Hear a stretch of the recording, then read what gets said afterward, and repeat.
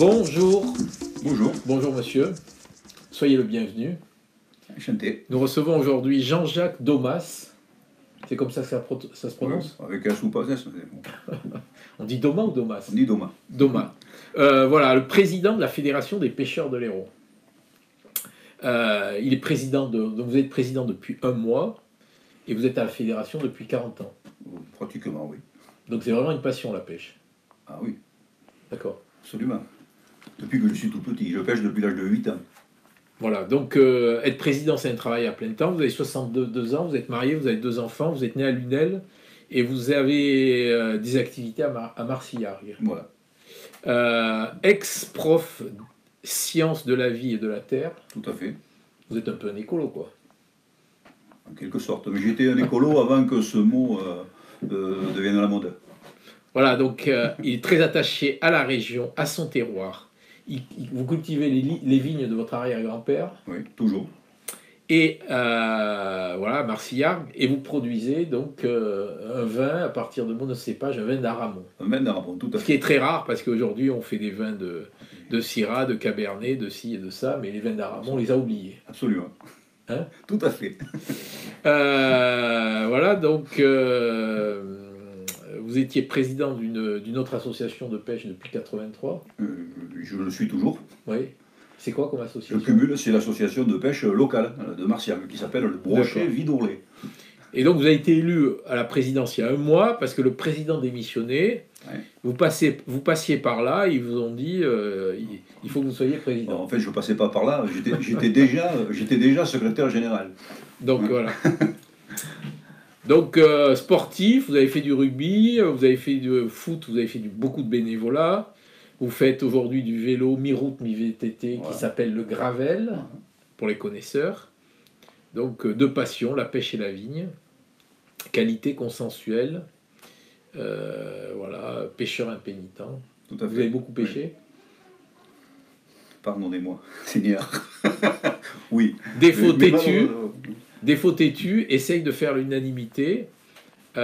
Fédérateur, c'est ce qu'il faut pour contenter. Combien vous m'avez dit? 17 000 pêcheurs? 17 000 pêcheurs, oui. D'accord, dans l'Hérault. 17 000 cartes. Parce qu'on compte aussi les pêcheurs occasionnels. Enfin bon, et voilà, 17 000 pêcheurs sur les eaux de première et de deuxième catégorie de l'Hérault, c'est-à-dire l'eau douce, quoi. Et ça, vous m'avez dit, c'est sans compter les pêcheurs de mer. C'est-à-dire voilà, que les pêcheurs de mer, c'est. Voilà, la mer, il n'y a pas besoin de carte. C'est ça. Donc ceux qui pratiquent exclusivement la pêche à mer, on ne peut pas les recenser. Donc c'est à peu près 2 fois plus, quoi. Oh, oui, je pense, oui. Au doigt mouillé. Il y en a qui font les deux. Voilà. Donc il y a à peu près 30 000 pêcheurs dans l'Hérault. Oh, environ, oui. Ok. Merci. Autre chose à ajouter? Non, merci de m'avoir invité déjà. C'est pas mal. Je vous en prie. Donc on va présenter le numéro 924 de la Glorieuse. Voilà, donc on revient sur l'affaire Montpellier-Rennes. Pourquoi Michael Delafosse a-t-il arrosé J.C. Decaux? Voilà. J.C. Decaux, vous savez qui c'est? Oui, c'est une société. Ouais, c'est une société qui fait des affiches et des toilettes publiques. C'est ça. Et donc, on lui a fait un chèque de 260 000 euros. Voilà, alors que c'est une multinationale qui licencie, qui fait d'énormes bénéfices. On ne comprend pas. Donc, on a allé chercher, on a enquêté.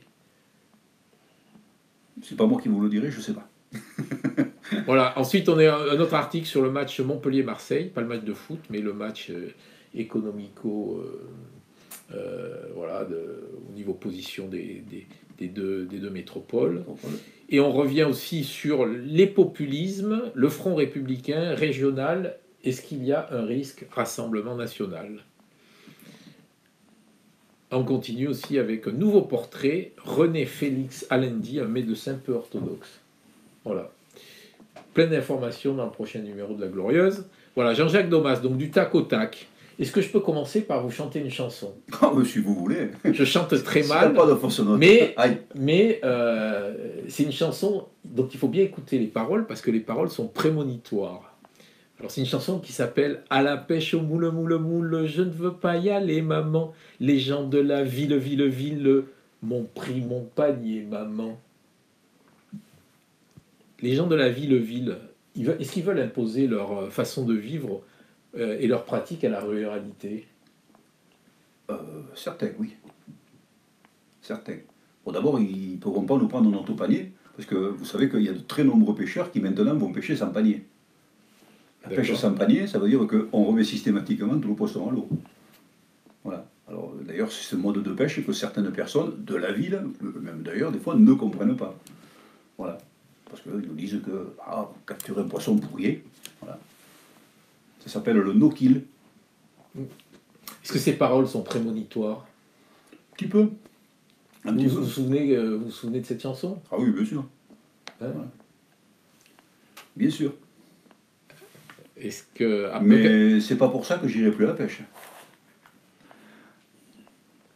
Après les sangliers, les poissons, le 30 km/h en ville, est-ce qu'on peut dire que les chasseurs-pêcheurs sont deux composantes irréconciliables avec les écologistes et les défenseurs de la nature? Non, pas du tout. Pas du tout. Parce qu'on est les premiers défenseurs de la nature. Je parle essentiellement, bon, moi je parle au nom des pêcheurs, mais je sais ce que font aussi certains chasseurs, et la plupart des associations de chasse. Il ne faut pas que chasser. Comme nous ne faisons pas que pêcher. Je vous disais, récemment, pas plus tard que cet après-midi, on était en train de sauver du poisson qui ne nous appartient même pas, du poisson qui accidentellement, un plan d'eau qui était en train de s'assécher. Bon, mais on a entendu dire que ça s'asséchait, on est allé voir, on a vu qu'il y avait du poisson qui d'ici quelques jours allait mourir. Ben, il y avait 8 bénévoles et 3 personnels de la Fédé, et on a travaillé 3 heures dans l'après-midi, et on a tout récupéré, on leur a évité l'équarrissage, on leur a évité la souffrance et l'équarrissage. Parce qu'un poisson qui s'asphyxie dans une rivière pour manque d'eau, à cause d'un manque d'eau ou à cause d'une pollution, je pense que, ma foi, si le poisson souffre, il doit souffrir, oui, effectivement. Pourquoi opposer donc la ruralité et ces deux modes de vie? Alors, il y a certains urbains qui comprennent très bien, d'ailleurs il y a certains urbains qui sont pêcheurs, et qui ont leur flotte tube dans le placard de leur immeuble. Ça pose pas de problème, et ils vont à la pêche le week-end, et ça leur donne un peu, ça leur permet de prendre l'air, d'être en contact avec la nature. Ceux-là, c'est des urbains aussi, mais urbain, c'est plutôt dans la façon de voir les choses. Voilà, certaines personnes ont décidé que on n'avait pas besoin de chasser, on n'avait pas besoin de pêcher, voilà. Alors que quand on vit dans des communes rurales, quand on vit au bord des rivières, on se rend compte que la chasse et la pêche sont importants, pour des tas de raisons. Pas seulement pour réguler des populations. Pourquoi les écologistes veulent imposer leur mode de vie? Ah, ça, je ne comprends pas, je ne le sais pas. Nous, on ne leur impose pas le fait d'être écologiste. Moi, je n'impose pas à personne, j'oblige à personne de manger de la viande ou du poisson. Eux, ils font ce qu'ils veulent. Voilà. Mais je dis bien une nouvelle fois, ce n'est pas les écologistes, c'est la branche des écologistes qu'on qualifie, alors il y a de multiples associations que l'on qualifie d'animalistes. C'est-à-dire ceux qui font passer l'animal avant l'humain. Pour moi. Le premier confinement a démontré que la ville polluait. La ville polluait. Oui. Vous êtes d'accord avec moi? Toutes les activités humaines polluent. La campagne aussi pollue. Ça dépend quel type de pollution.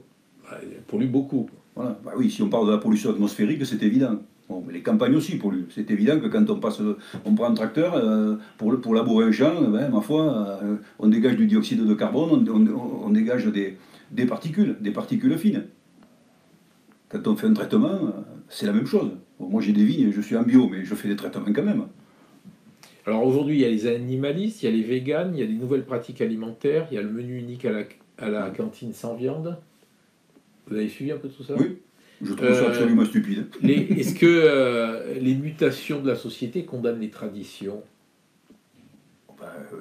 Je pense que ce qu'on vit actuellement nous le montre. Alors, ils le condamnent, ça ne veut pas dire qu'ils arriveront au bout des traditions. Ils n'arriveront certainement pas à nous les faire passer. Moi, je pense aussi à la course camarguaise. J'ai toujours été un fan de course camarguaise. Bon, en habitant à Marciargues, c'est un peu normal. Voilà. Et je ne comprends pas qu'on puisse être contre des pratiques comme ça. C'est parce qu'on ne les connaît pas. On ne les connaît pas. C'est surtout ça. Que pensez-vous de la réunion de Saint-Brest la semaine dernière?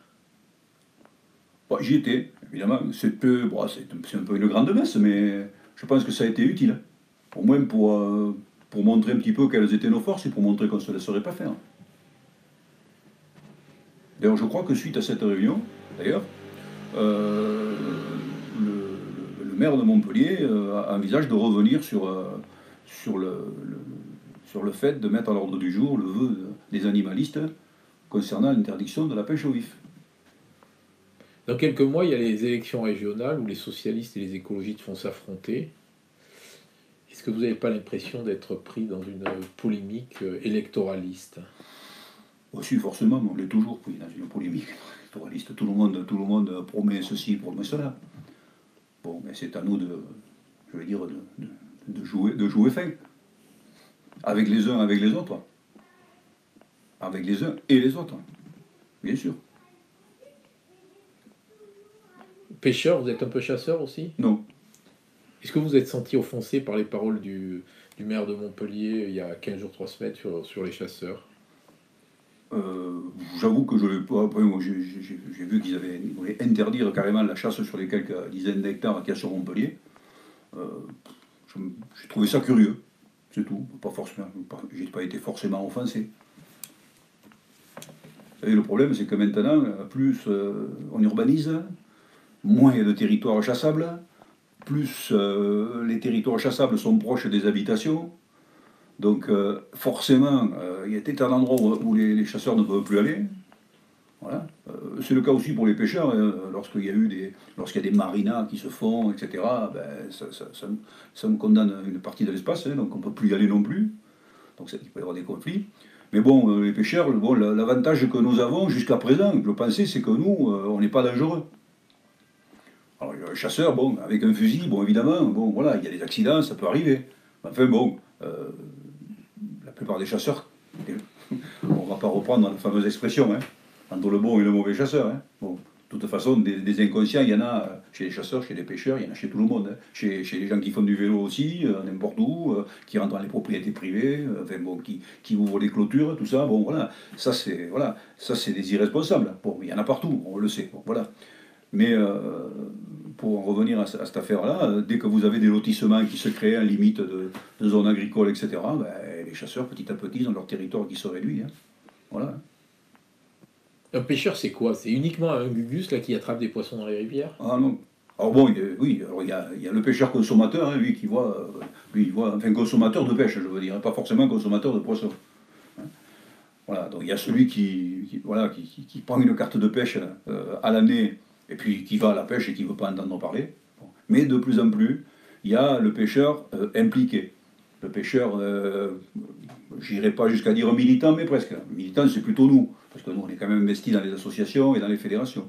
Mais le pêcheur impliqué, c'est celui qui va venir, par exemple, le samedi, quand on a décidé, pour faire un nettoyage de berge, en compagnie, le plus souvent d'ailleurs, d'associations locales dans lesquelles il y a des écologistes, et là, de ce côté-là, on s'entend fort bien.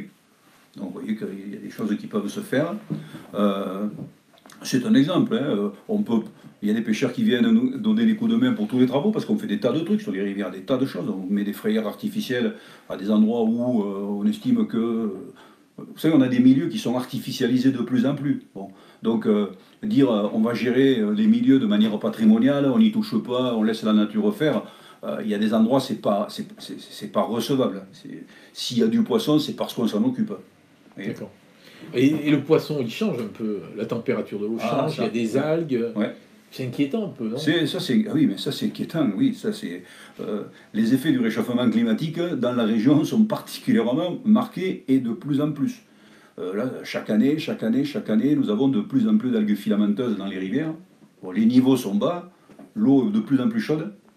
Il y a des algues qui se développent, alors bon, ça ne fait pas mourir le poisson tout de suite, hein, mais ça provoque ce qu'on appelle l'eutrophisation, ça veut dire que ces algues, pendant la nuit, ben, elles se décomposent, elles consomment l'oxygène, et donc ça nuit à la qualité de l'eau de nos rivières. Alors c'est particulièrement flagrant sur les cours d'eau et plans d'eau de plaine, mais ça commence petit à petit à monter de plus en plus en altitude. D'accord. C'est pour ça que... Bon, ça monte jusqu'où aujourd'hui? Alors, ça dépend beaucoup des bassins parce que vous avez des rivières qui sont naturellement plus fraîches que les autres. Tout dépend de la géologie. Enfin, voilà, il y a des tas de rivières, je pense notamment au Jord par exemple, où on a vu, qui est, voilà, qui est un affluent de l'Orbe, où on voit petit à petit la population de truites fario, c'est-à-dire la truite dite sauvage, quoi, diminuer hein, au profit des poissons dits poissons blancs, les cyprinidés, c'est-à-dire les chevennes, les gardons, etc., que l'on retrouve de plus en plus en amont. Hein. Bon, alors c'est des poissons quand même, hein, ils sont là, on les respecte forcément, mais bon, c'est plus, ils supplantent la truite. Hein, voilà. Et c'est le cas, et ce cas-là, on le retrouverait dans multiples endroits. Quoi. Les écrevisses autochtones, il n'y en a quasiment plus. Voilà, et c'est souvent, c'est souvent lié à ce réchauffement. Alors d'ailleurs, voilà, si on peut citer un petit peu ce que la fédération fait, alors bon, on ne peut pas refroidir l'eau, ça pour l'instant c'est pas possible, mais ce qu'on fait, c'est qu'on a lancé une étude thermique, c'est-à-dire qu'on a tout un réseau de sondes dans le département qui nous enregistre en continu la température de certains cours d'eau qu'on a considérés comme stratégiques, on va dire, voilà, avec sur lesquels on pourra après mettre en relation l'évolution des températures, par exemple, avec l'évolution de la capture de certaines espèces de poissons. Vous voyez. Et depuis 20 ans, là, l'évolution de la température des cours d'eau, c'est significatif ben, depuis 20 ans, on ne la mesure pas depuis 20 ans, le problème est là. Quoi. Nous, on la mesure que depuis 2 ans. Ah, bon. Voilà. Bon, voilà. Mais on le voit de manière... enfin, ça se voit notamment à la qualité, si vous voulez, et à la diversité des invertébrés qu'on trouve dans les rivières. D'accord. Voilà, on trouve de plus en plus d'invertébrés qui sont caractéristiques d'eau un peu plus stagnante, un peu plus polluée aussi. Hein.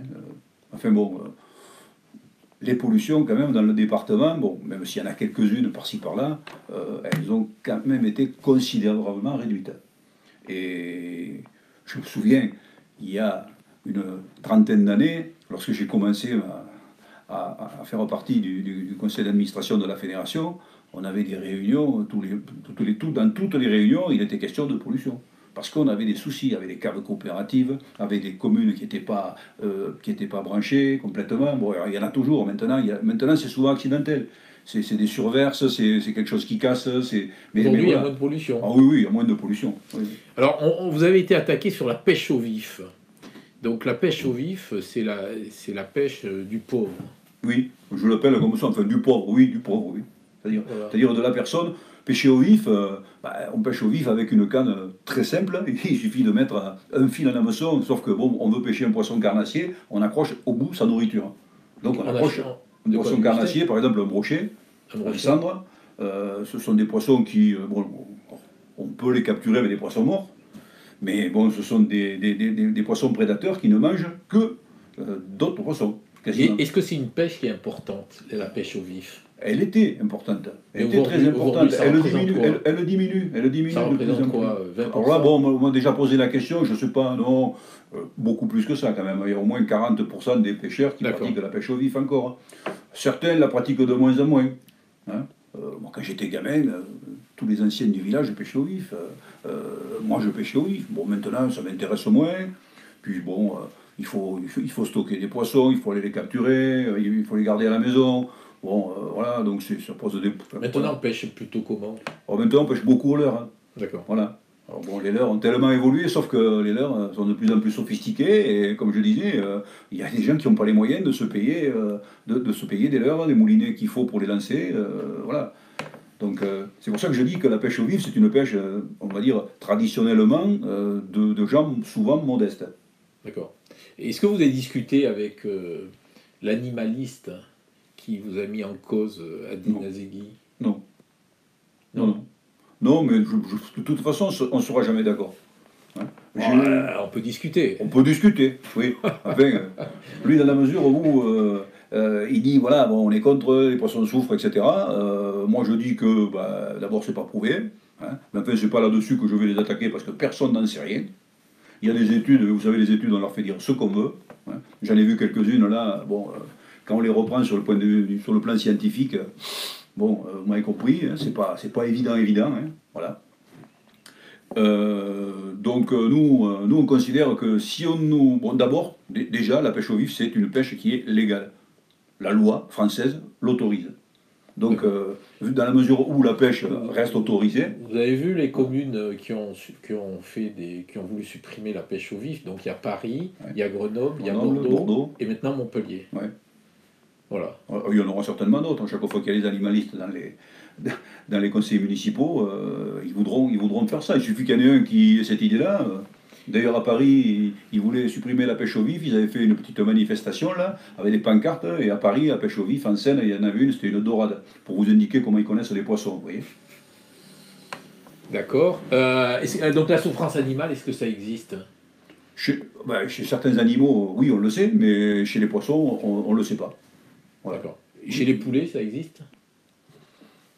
Écoutez, moi j'élève des poulets, j'ai pas l'impression qu'ils souffrent. Hein. Ils sont de la place, ils sont en plein air. Alors on va terminer par la question chapeau. Je cherche mon chapeau, voilà. C'est la traditionnelle question. Donc, oula, pardon. Donc vous tirez une question, vous la lisez et vous y répondez.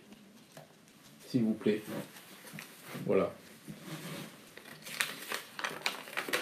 Vous la lisez bien fort. Elle est longue.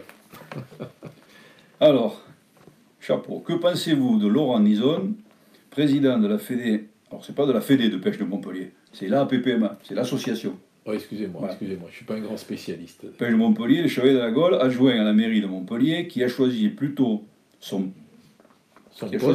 poste que de se positionner en faveur des pêcheurs. C'est bien le cas. Ce qui, pour l'instant, est le cas. Bon, on